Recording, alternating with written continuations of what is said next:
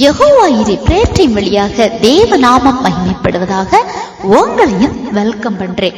பிரியமானவர்களே, போன பகுதியில ஒரு நபரை ஆண்டவர் இஸ்ரவேல் ஜனங்களைப் போல விசேஷப்படுத்தி வித்தியாசப்படுத்தி மாற்ற முடியும் என்றும் தானியேலை அதற்கு எடுத்துக்காட்டாகவும் பார்த்தோம்.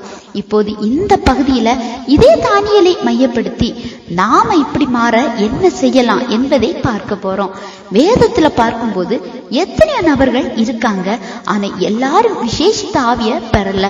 இன்றைய காலகட்டத்துல எல்லாரும் தான் சுவிசேஷத்தை கேட்கிறாங்க, ஆண்டவரை அறிந்தும் இருக்கிறாங்க. ஆனாலும் எல்லாரும் ஆண்டவரால பயன்படுத்தப்படல.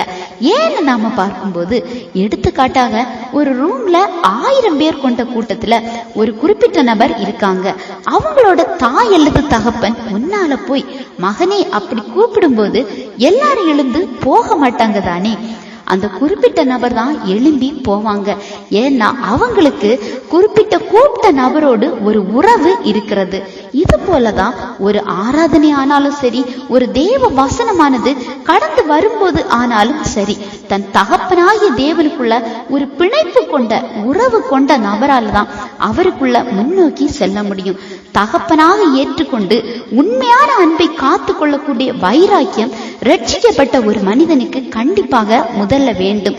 இந்த வைராக்கியத்தின்படி, வேதத்தின்படி ஆண்டவருக்காக சரியாக நிற்க நாம முயற்சிக்கும் போது என்ன தடை வந்தாலும் அதை எதிர்த்து போராடக்கூடிய துணிவை நமக்கு ஆண்டவர் தராங்க.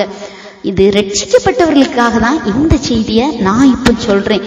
ரட்சிக்கப்பட்டாலும் எத்தனையோ மக்கள் கிட்ட இன்னைக்கு வைராக்கியம் இல்லை, ஏனோ தானோ என்ற ஒரு வாழ்க்கை. அடுத்து நான் ஆண்டவருக்காக என்ன பண்ணணும் என்ற ஆர்வமே அவங்களுக்குள்ள காணப்படாது. தானியேல் 1:8 நாம பார்க்கும்போது, தானியேல் ராஜாவின் போஜனத்தாலும் சரி, அவர் பானம் பண்ணும் திராட்சை ரசத்தினாலும் தன்னை தீட்டுப்படுத்த கூடாது என்று இருதயத்துல தீர்மானம் பண்ணுகிறார். நம்ம எத்தனை பேர் இன்னைக்கு ஆண்டவருக்காக ஏதாவது ஒரு தீர்மானமாவது நாம எடுக்கிறோமா? இன்றைய காலகட்டத்துல ஒரு மனிதனை தீட்டுப்படுத்த அநேக காரியங்கள் அவன் முன்னால வைக்கப்படுகிறது. ஆனா எத்தனை பேர் அதற்கு நாம ஆண்டவருக்கு பயந்து விலகி ஓடுகிறோம் என்பதுதான் இதுல முக்கியமான காரியம். இதுல நீங்க பார்க்கும்போது, தானியேல் ஒரு ஆகாரத்தினால் கூட தன்னை தீட்டுப்படுத்த கூடாது அப்படின்னு உறுதியாக காணப்பட்டார். எனவேதான் 20வது வசனத்தின்படி பார்க்கும்போது இவங்களுக்கும் மற்றவங்களுக்கும் ஒரு வித்தியாசம் காணப்பட்டது. எல்லா ஞானத்துக்கும் புத்திக்குமான எந்த காரியத்திலும் அந்த வாலிபர்கள் 10 மடங்கு அதிகமாக காணப்பட்டனர் என்று வேதத்துல காணப்படுகிறது. இன்றைக்கு சின்ன சின்ன விஷயங்கள்ல கூட நாம ஆண்டவரின் சமூகத்துல விட்டு கொடுக்க ரொம்பவும் யோசிக்கிறோம். கொடுக்கப்பட்ட நேரத்தின் மதிப்பை உணராத ஜீவிதம், காலம் சமீபம், வருகை சமீபம் என்பதை அறிந்தாலும் ஏன் நமக்குள்ள மாற்றம் வரல? இதுதான் நமக்கான ஒரு தடை.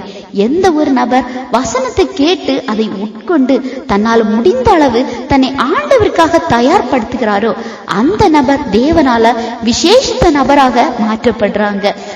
நாம மாறாம இருந்தா, ஆராதனை ஆனாலும் சரி, ஜபத்தில் ஆனாலும் சரி, கூட்டத்தோடு விடுதலைக்காக ஏங்கிட்டு எழும்பி போகிற ஒரு நபராக தான் நாம எப்பவுமே இருக்க முடியும். எனவே இன்றே மாறுங்க. உங்களுக்கான மாற்றங்களை உங்களிடத்திலிருந்து நீங்க தொடங்குங்க. ஆண்டவரால் விசேஷித்த நபராக மாற்றப்படுங்க. இந்த செய்தி உங்களுக்கு பிரயோஜனம் உள்ளதா இருந்திருக்கும் நம்புறேன். ஆண்டவர் தாமே உங்களை ஆசீர்வதிப்பாராக.